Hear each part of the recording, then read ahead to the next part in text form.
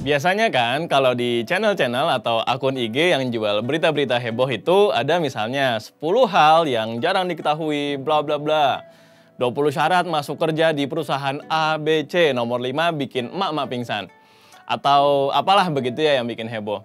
Cuman kita lihat aja nih nanti Mas Raka akan pasang thumbnail apa untuk konten caguan yang satu ini. Gue harap sih ya yang heboh juga ya. Tapi konten yang akan gue sampaikan mungkin akan bikin teman-teman makin gerah nih pengen buka puasa. Ya, konten ini semoga bisa menemani teman-teman yang berpuasa supaya bisa lebih syahdu puasanya dan bikin gak khusyuk tarawehnya.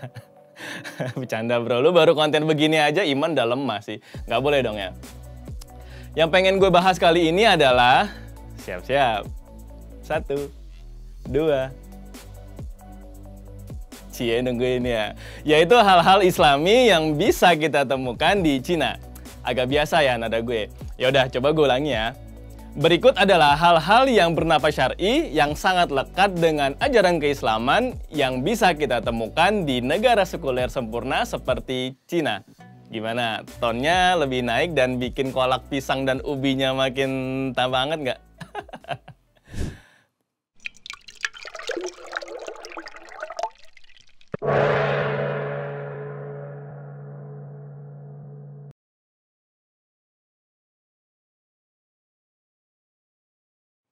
Ya, sebetulnya kalau kita udah main ke banyak tempat, bukan ke bola kapal, pasar rumput, bukan itu maksud gue.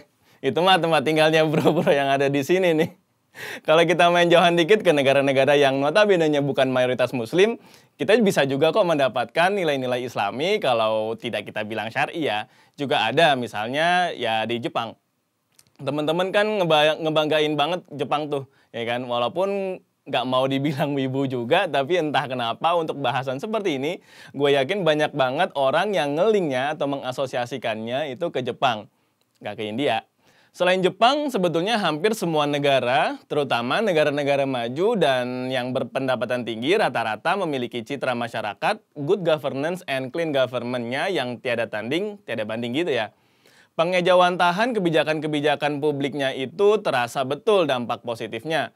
Waktu ke Tokyo dulu acaranya PP Dunia memang kalau di Jepang itu rata-rata sangat enak gitu ya dinikmati suasana kotanya, keteraturan masyarakatnya, terutama pas ngantri kan ya. Kedisiplinannya, kerapihannya, ketekunannya, itu semua kan harapan dari nilai-nilai Islami. Ya well kalau gua ngomong begini nanti ada yang nyelepet. Bukan nilai Islami aja, itu semua juga begitu. Ya, tapi kalau gue mulai dari hal-hal yang lumrah dan normal, kan nggak memancing keributan. Sebagai salah satu member mancing mania keributan, ya gue baru pakai angle ini sebagai efek bombastis aja. Atau misalnya kita geser dikit nih ke US atau Kanada. Budaya saintifiknya sangat dihargai. Bagaimana meletakkan ilmu itu pada proporsi yang tinggi. Budaya untuk berdiskusi, menelaah, membuat hipotesis, sintesa, antitesa, itu sesuatu yang sangat sivilis gitu ya. Cuman memang tidak ditadaburi aja nih dengan ayat-ayat kauliah. Atau misalnya negara-negara Eropa yang notabene-nya bersatu dalam nilai-nilai ukhuwah al-Eropiyah. Itu kalau kata kiai gua ya, bukan dari istilah gue sendiri tuh, ukhuwah al-Eropiyah. Yang berarti memang despite para negara-negara di Eropa itu tadinya memiliki friksi, perbedaan, dan lain sebagainya, namun bisa juga mereka membangun titik temu dan kebersamaan dengan adanya Uni Eropa.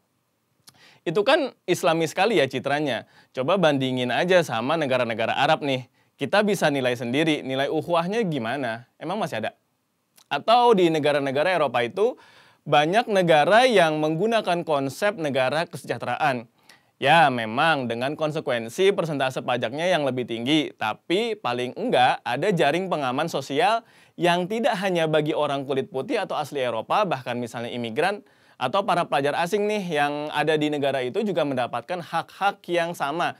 Misalnya di bidang kesehatan, subsidi pendidikan, hingga masalah pekerjaan misalnya dalam masa pandemi begini banyak yang di PHK. Gue nggak minat bahas BPJS di sini karena itu bukan interestnya caguan. Cuman teman-teman pikirin deh, nilai-nilai Islami yang diajarkan, yang notabene-nya Indonesia mayoritas Muslim, apakah sudah betul-betul berada di tengah-tengah masyarakat kita?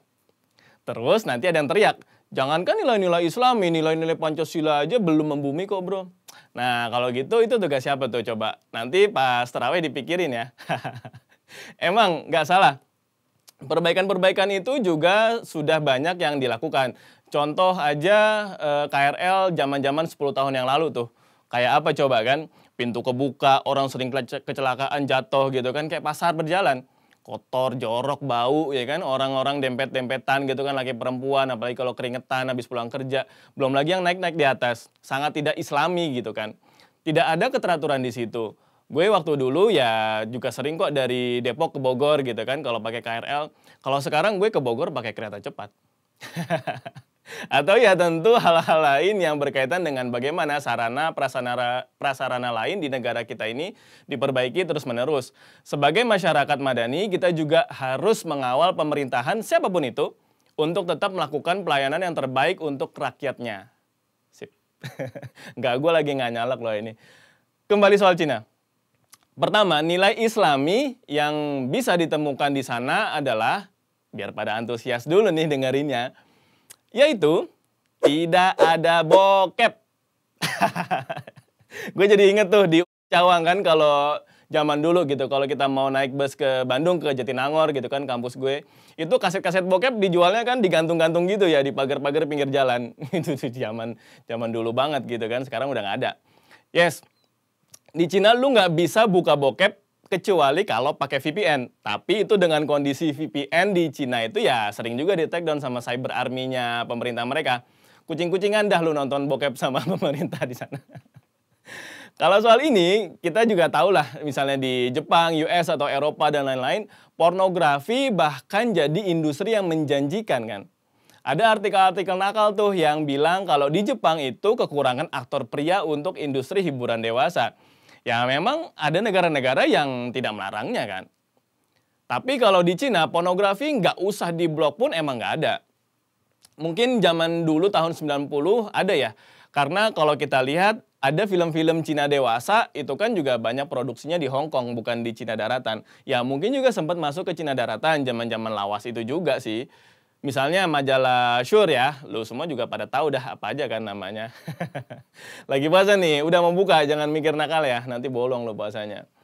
Tapi tentu bukan berarti di Cina nggak ada prostitusi, ada. Walaupun juga ya nggak bebas dong, di Beijing ada, di kota-kota besar ada, Shanghai, Guangzhou, ya cuman shady-shady gitulah.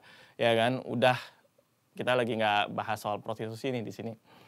Tapi paling enggak dengan tidak adanya pornografi dan porno aksi, produktivitas kelas pekerja dan konsentrasi belajar siswa di Cina makin meningkat.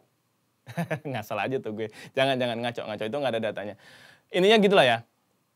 Tapi menariknya di Cina, baju-baju atlet sih ya nggak di-blur sih. Atlet renang gitu kan, atlet yang lainnya gitu kan, mau laki atau perempuan gitu, ya nggak disensor. Ya kan atlet, kata dia. Kedua, terkait atlet ya, selain masalah pembinaan, rasa giroh di dada gitu kan, dan fastabikul khairat itu sangat terasa di Cina. Nah kan apalagi dah tuh fastabikul khairat. Intinya berlomba-lomba dalam kebaikan. Tidak hanya di kalangan bibit-bibit atlet ya, tapi secara umum etos kerja, iklim kompetisi, dan mental bekerja kerasnya juga sangat tinggi dong. Jadi jangan heran misalnya katakanlah yang paling kelihatan soal pencapaian-pencapaian atlet Cina pasti mereka balapan perolehan medali emasnya gitu kan ya sama Amerika aja kan. Bagaimana tidak islami ketika masyarakat Cina memiliki nilai-nilai kegigihan dalam menjalankan peran kehidupan islami kan.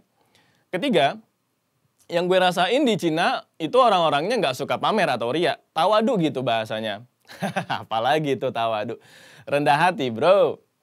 Ya memang selain mungkin karena nggak ada istilah flexing kayak di sini gitu kan, pantauan DJP dan DCKN Cina ya juga lebih ketat bro daripada di sini. Jadi nggak ada tuh para pejabat publik yang mamerin harta ya kan, kayak mobilnya, rumahnya gitu kan, jam tangan Rolex atau RM gitu kan. Itu nggak boleh dipakai sama pejabat publik. Saking ketatnya, kalau ada pertemuan-pertemuan acara pemerintah, ya macam mereka pas minum-minum ciu gitu kan. Itu kalau ciu yang mahal gitu, yang sampai puluhan juta tuh ada. Itu kudu dituang dulu di teko gitu, jadi disalin dulu gitu kan ke teko, dikira air putih. Soalnya pas kalau misalnya ke foto ada dokumentasinya dan irjen mereka yang ngusut, ada yang ngusut, nah itu bisa kena tegur atau SP loh, beneran ini.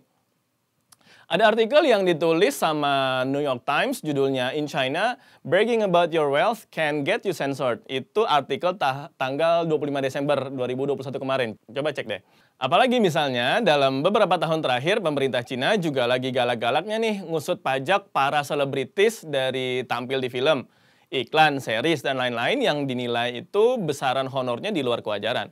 Walaupun sebetulnya kalau soal ini bukan berarti di Cina itu nggak ada barang-barang mewah, ada dong banyak. Ya pasarnya ada kok. Cuma ya tadi, kalau nunjukin di publik, terutama kalau orangnya adalah pejabat publik, itu pasti langsung kena setrap. Keempat, masih terkait dengan selebriti di Cina. Selain salah satunya regulasi anyar mereka, yaitu melarang para artis untuk tampil sesuai dengan gender. Misalnya nih, ada aktor atau penyanyi laki-laki waktu ada show ya, walaupun itu komedi, itu tidak diperbolehkan lagi untuk tampil cantik atau ya gemulai gitu, ya kan. Begitupun sebaliknya untuk aktris wanita. Kelima, soal nilai-nilai berbakti kepada orang tua dan menghargai sanad dan leluhur ya sudah menjadi pengetahuan umum ya, terutama untuk para diaspora Tionghoa Indonesia atau diaspora Tionghoa di negara lain. Silsilah keluarga sangat mereka ingat, catat, dan dimaknai. Kalau Indonesia mungkin ya hanya dari kalangan suku tertentu aja nih yang masih memegang tradisi itu. Nggak merata juga kan di semua keluarga. Keenam, selama 5 tahun di Cina gue nggak pernah lihat adanya kejahatan yang gampang ditemui atau ya street crime gitulah. Kayak jambret, ya kan. Ya copet ada sih, tapi kan copet bukan jambret. Ya kan? Ya, kalau copet-copet di tempat umum ada, cuman bukan yang nggak ada juga. Yang sering kena copet itu setahu gue ya teman-teman bule biasanya. Yang nggak tahu kenapa emang udah jadi TO aja sama para copetnya kali ya. Jadi misalnya kalau mau keluar misalnya jam-jam dini hari atau kita habis balik main sama teman-teman gitu kan. Itu nggak ada yang malak-malak di pinggir jalan gitu malam-malam. Ya wong di MRT-nya mereka juga udah lama kok pakai X-ray. Ya di Jakarta juga udah ada sih. Atau misalnya kejahatan begal nih, bocil-bocil gitu kan, nanggung ya kan, umur-umur nanggung, bawa celurit ya kan, bawa pedang apalah ya kan. Begal payudara, orang lagi sepedahan, HP-nya diambil dari belakang gitu kan, tawuran subuh-subuh nggak jelas, bilangnya mau SOTR, sahur on the road, malah tawuran. Pinter-pinter deh kalau kita soal beginian. Tapi kalau kejahatan kerah putih ya pasti ada ya, tapi ya itu mesti riset dulu gue nanti ya. Ketujuh, penghormatan soal kepercayaan. Nggak ada tuh misalnya juga diskriminasi terhadap orang-orang yang mengenakan simbol-simbol agama. Misalnya yang pakai jilbab nih, ya kan. Nggak ada tuh yang narik-narik iseng gitu kan, ngeprank hahaha kabur dia kan direkam. Lempar kepala babi, ya kan, darah babi gitu kan ke masjid di sana gitu. Nggak ada. Bikin-bikin kartun Nabi Muhammad apalagi nggak ada ya kan. Lagi-lagi, gue lagi nggak bahas soal suku Uighur ya di blog gue dan penjelasannya Basuki kemarin ya itu udah adalah panjang lebar soal itu. Hal ini emang sulit dipahami terutama minimnya upaya klarifikasi dari pihak kedutaan Cina di Indonesia ya. Dan tentu soal sumber-sumber berita yang kebanyakan cuman nerjemahin aja dari CNN, BBC, Reuters.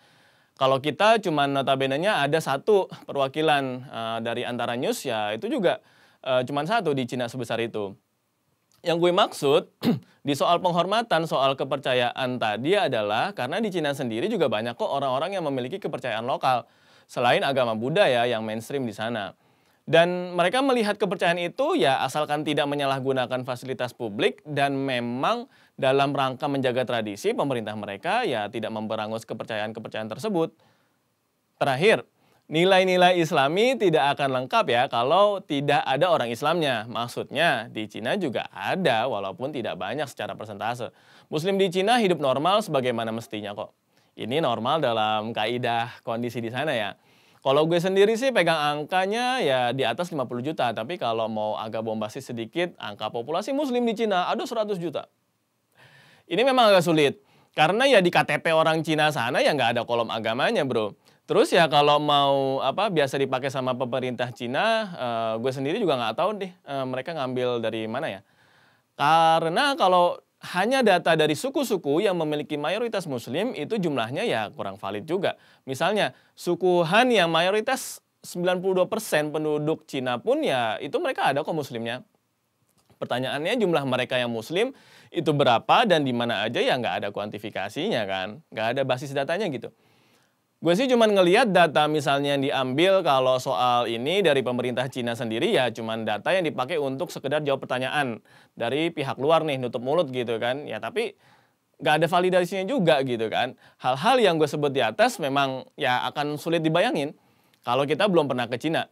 Gue, Basuki, dan teman-teman lulusan Cina lainnya maklum banget soal itu.